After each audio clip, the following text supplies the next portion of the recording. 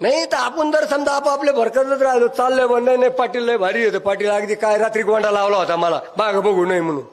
हा, जर हे असे ते गोंडे लावित राहिले आणि तुम्ही नाही मागे बघितलं, तुम्ही मोर चलत राहिले, तर पाठी मागून तुमचे टाचा 100% तुडिणारे लोक आहेत.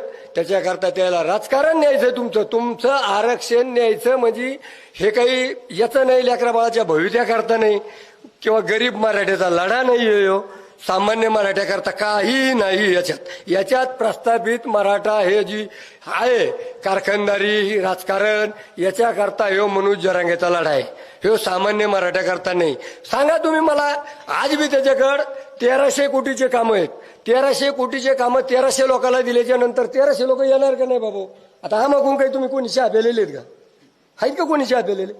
हो, आता मला चहाची पाहिजे तर मी तुम्हाला देऊ कुठून?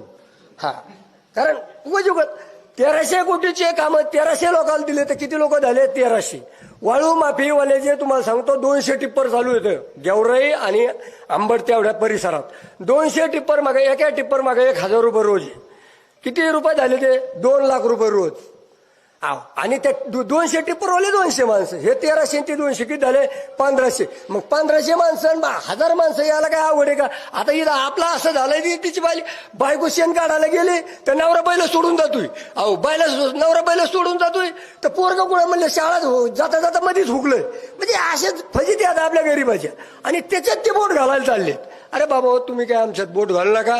ज्यावेळेस खरा प्रसंग येईल, तुम्ही असं समजू नका की हे 18 पगड जाते आणि ही कुठंतरी म्हणजे काय बाबा आपण काय गाजर दिलं का चुकीत बस. अरे आम्ही गाजर देऊ, आता तुम्ही चुकीत बसा, एवढीच माझी सर्वांना सांगण्याची विनंती आहे. प्रत्येकाने जागराचा शेंडा द्यायचा, तोंडात द्यायचा आणि त्याला चोखा लावायचा आणि आपण मागून ठोका टाकायचा. जय भीम, जय महाराज.